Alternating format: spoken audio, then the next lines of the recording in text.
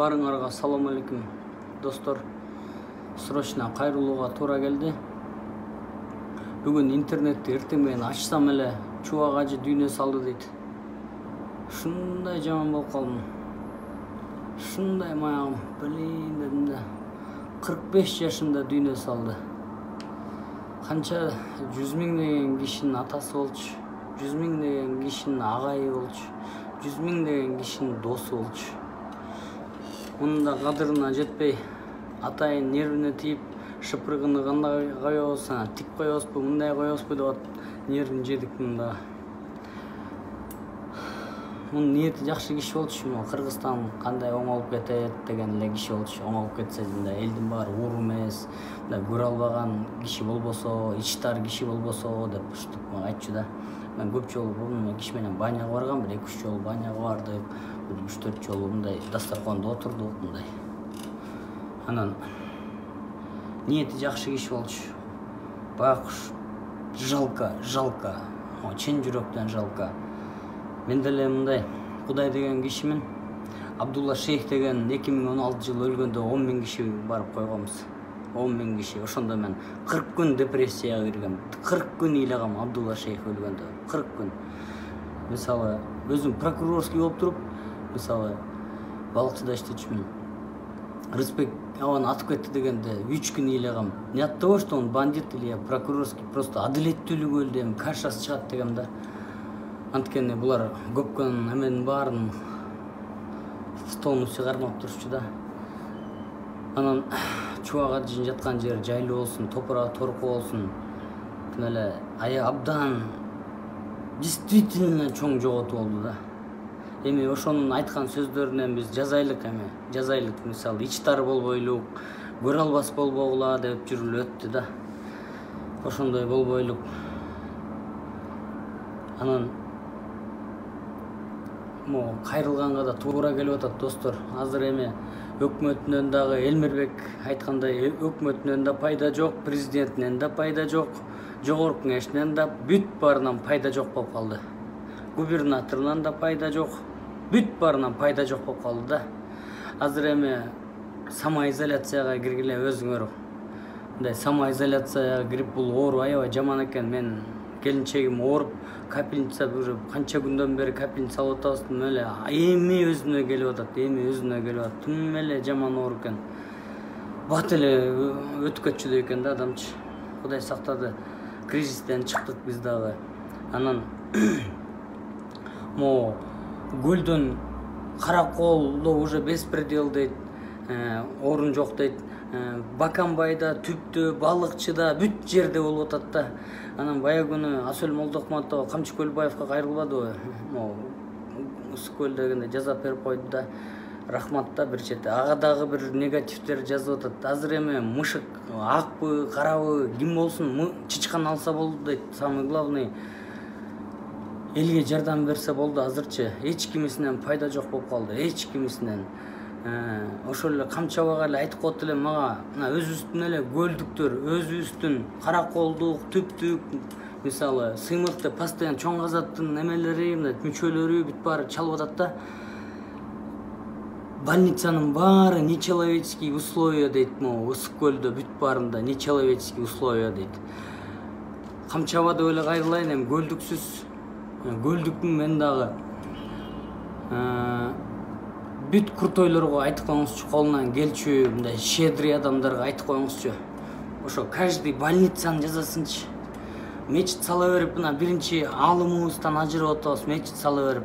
Көрсө инфекционный больницалар салыш керек экен да. Каждый районго инфекционный больница салдыртып бериңизчи. Айтып коюңузчу, крутой берешендер толтура коюп, бүт сизди угат, мен билем да, баарыбыз эл билебиз. Анан бир эле чолпонтан жазап койбой, сиз элдик кишисиз. Бүт Кыргызстандын больницасын заттыртып бериңизчи. Бүт Кыргызстандын куртойлорун айтып коюңузчу. Больницаларын оңдоп була деп. 5 секунд оңдоп коюшат. Эртең эле оңдоп коюшат. Азыр ким жардам берсе ошону ала береличи. Анан, мен Матраимовду знать не знаю, Азаттыктан көп билбейм, муну уже тажаттыңар мени. Мен андан көп билбейм. Ошону эле айтып атам. Менделе Райымы жардам береби, кимиси жардам берсе алып тургула азыр, кимиси жардам бербесин, Көлбаев жардам береби. Азыр Владимир Владимировичтен жардам сурашыбыз керек эле, бирок отношения анча эмес экен. Владимир Владимирович Путинден жардам сурасак болмок. Италияга деле Владимир Владимирович бир эмени МЧС 15 самолет жиберип канча кишини аман сактап калды, полевой госпитальдар жасап. Азыр бизге деле ушинтип койсо абдан жакшы болмок. Биз Италиядан жакынбыз да орустарга. Бизге деле ушинтип койсо болмок. Андан деле суранабыз керек болсочу. Бүт баарынан суранабыз. Азыр ким жардам берсе, ошо биринчи азыр больницаларды жасаш керек. Больницалар жасаш керек. Могу байлар кедейлерге зекет бериш керек, садака бериш керек, жардам бериш керек. Каждый бай өзүнүн бүт окружениясын, өзүнүн бүт тааныш тууныштарын баарына бериш керек. Чыныбек Акунов өлдү, мына скорый помощь деле учуп келиптир Германиядан, самолет заказ бериптир. Ага, не успел, бүт мен Кудаймын менен жакшымын деген чубак ажуу сөйлөп атат, баары өлүп атат, бүт өлүп атат. Азыр президент өзү керек болсо азыр Кудайдын колунда эле калды эми. Бүт шалаакылык менен болду, ушу Абылгазиевдин шалаакылыгы менен болду ушунун баары. Космос абамдын өзүнүн эле абам. Бүт баарын талкалаш керек болчу, ушул камаш керек болчу.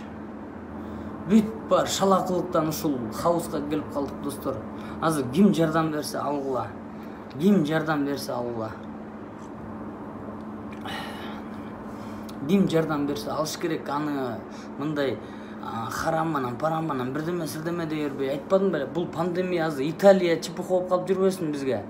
Мына коронавирус жок, мунун баары бүт шутка деп атып, международный аферизм деп атып, мына ишенбей атып, бүт баарыбыз. Оорубай элемин деген киши көргөн жокмун, достор. Оорубай элемин деген киши көргөн жокмун. Оорубай элемин деген бүт ооруп атат. Мен туугандарым бүт ооруп атат, бүт ооруп атат. Сестренкам, братишкам, мамам, папам жакшы. Мен бүт баарыбыз ооруп чыктык, мына. Чыктык, Кудайым буйрса деп коюнчу ушу. Ооруп чыгып атабыз баарыбыз. Бул опасно экен да. Анан достор, бир туралык могу чоң казатты жамандап дагы, монтуп да эметип атышат. Өзүңөрдүн, каждыйыңардын өзүңөрдүн партияңар бар, ошолорду карагылачы. Ошо мекенчилди крутой кылгыла. Мындай кереги жок чоң казатка, андай беспокоиться этпей болочу. Мен силерге жооп бергенде алымда жок. Это и не надо, это истинага туура келбейт. Достор, могу байлар кимдер жардам берсе, могу больницаларды человеческий условия кылып коюшур экен. Бүттү булар өкмөт, укмуш өкмөткө медикаментти саткан экен. Бүт баары эме болду. Азыр эме ызычуу кылбай самоизоляцияга кирип туралык. Азыр митинг кылып бирдеме кылсак, баарыбыз өлөбүз, бүт өлөбүз. Митинг кылганда өлүм бул. Мындай жанакы чоң похоронго да барбай эле койгула, желательно. Эми чубак ажыга өлсөк өлөлү деп барышты да. Мындай, бирок эмне айтабыз, баарын Кудай сактасын. Похорондорго да барбайм, мындай туруп туралык. Азыр могу байларга кайрылабыз. Байлар могу коррупционерлерине дагы, бүт баарына дагы могу элдиңерди баккыла азыр, каждыйыңар. Бүт продовольственный безопасность, бүт могу аптекалар менен сүйлөшөбүз, анан 10 эсе кымбаттатышты аптеканын баары. Бүт баарын билебиз ким экенин. Аптекалар укмуш жыргашты. Азыр ушунун баары кузат, азыр аптеканы куздурабыз биринчи. Ошо 10 эселенткенин азыр ошолор кредитти ошолор төлөйт. Могу кредит деп бир 100 киши чалды. Өзүмө лично кредит деп уже 3 ай өттү деп, каникулуңар өттү деп талкуулат. Ошо каникул болбоптур, бүт процент 3 айдыкка кошулуптур бияка. Эми 4-чү айдан баштап 4 эсе кредит келди дейт. Баарыбызга дейт. Келбесе азыр үйүңөрдү алабыз деп монтуп жүрөт дейт. Төлөйлүбү же төлөбөйлүбү Сыймык байке дейт, айтыңызчы дейт. Эмне айтам? Ушул жогорку кеңеш во время пандемии объявить всем кредиторам кредитные каникулы деп кетсе, мыйзам чыгарса, ошону президент печатин бастырып кол коюп койсо, вот сонун болмок да. А булар биздин оозубузду жабабыз деп, фейк деп менин Facebook эмес страничкамды взламывать этип жүрүшөт. Мен Facebook эмемде. Достор, эл үчүн мыйзам чыгарыш керек эле да. Во время пандемии бүт банктарга запрет болсун деп койсо, деп мыйзам чыгарып кеткенде, ал мыйзамга президент коюп койгондо бүттү каникул болуп калмак. Өзбекстандыкындай, көп жерлердикиндей. Көп өнүгүп аткан мамлекеттерде 5%ке чейин берилет кредит. Международный стандарт бул 5%ке чейин берилет. Бизде 27%, частный кредитный организация 38%ке чейин экен. Процент менен бүт элди шорлоттор. Кыргызстан боюнча 60 миң үй алып коюптур банкирлер. 60 миң үй алып коюптур. 60 миң үй эмне болду? Бүт баары шор болду да, бүт бомж болду. Бийлик аябай элин кууратты. Аябай элине да кас болуп калды. 4000 дизлайк алган история эмеде болбоптур. 4000 дизлайк алган история YouTube'a не болот эсе. 4000 дизлайк алдык. Азыр президентке деле айтып атабыз, просто азыр президент өзү илдетке чалдыкпайт деген эме жок азырчы. Гарантия жок. Азыр бүт баарыбыз Кудайдын колунда калдык. Азыр самоизоляцияга калдык, достор. Өзүбүздү өзүбүз сактайлык. Митингге чыкканда бүт баарыбызга жугат, оптом өлөбүз. Наоборот, туруп турсак, бир 10 күн, 15 күн туруп турсак, өтүп кетет, может, өтүп кетет. Ошондой туралык, достор, бири-бирибизди жамандабайлы, чоң казатты кандай деп жамандабасын, туура эмес болот да. Кандай деп жамандасын, биз только эл үчүн деп аракет кылып атабыз. Только элим үчүн, жерибиз үчүн деп аракет кылып атабыз. Бүт баарынан ошончо суранып атабыз. Карапайым элдерде вообще преступление кылбай туруш керек да. Жаман болуп атат бүт жер.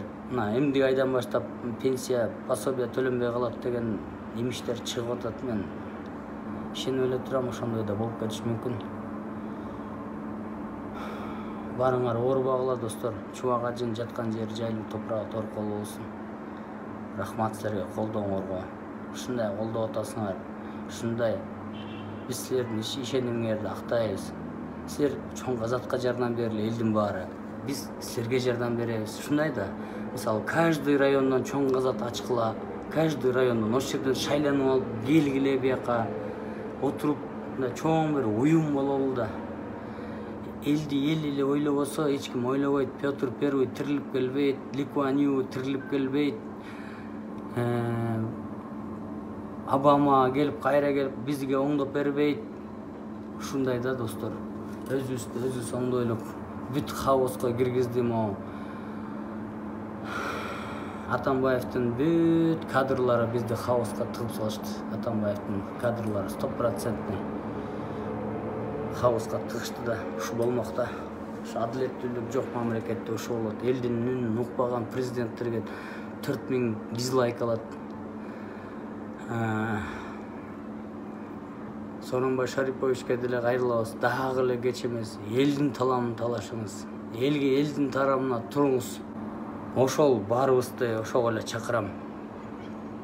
Ошол мындай ынтымактуу болуп көрүнгөн партиялардын эмесин эмете болуп, чоң казатты жамандай албайсыздар. Бул элдик кыймыл. Эл чечет биякта. Мисалы, менин артыма Facebook эле турган жок, партиясы деле турат, коому деле турат, бүт баары турат. Эл турат, самый главный. Эл ызылдагандан кийин силер мен дагы эмеге чакырбай калды. Чакырса деле барбайм, мен ооруп атам, коронавирус болуп, өзүм ооруп өлгөн жатам. Действительно айтайын. Бир сооп калам, бир күн кайра жатып калам, ушундай да. Бул оору баарына жугат экен. Ошол оордон аман чыгалык, самый главный. Интригаларга кирбейлик, бул саясатчылардын эмесине кирбейлик. Биз элдик коомбуз. Биз мындай эркекчелик